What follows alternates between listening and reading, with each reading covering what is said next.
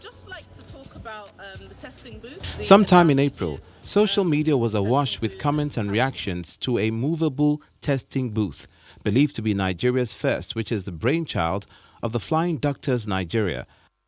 About 2 weeks after, a more mobile booth, which can be driven everywhere for tests.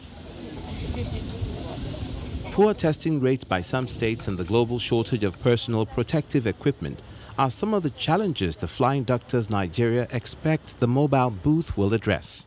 It prevents having to continuously don and doff. It gives you a barrier between the patient and the tester. It allows for a more comfortable environment in testing because you see PPE, but you don't know how uncomfortable it is to work in.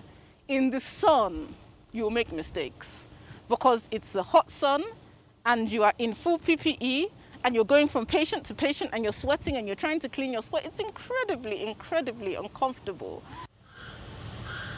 The people at the forefront of the fight see this as innovative and taking care of their fears, owing to the rise in the number of health workers testing positive to the virus.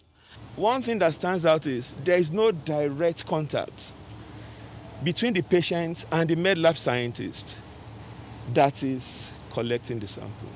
We know sometimes the process or procedure of collecting the samples from a patient sometimes can irritate the patient. Between April 23rd and 30th, the number of health workers testing positive to COVID-19 grew from 40 to 113, and the figure keeps increasing every day, a source of concern which this booth is expected to address.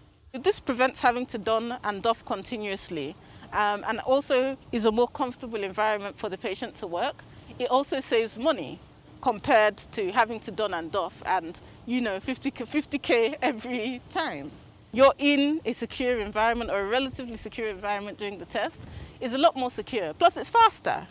When you have patients lined up in a socially distanced way, waiting for each test, then you can process more patients.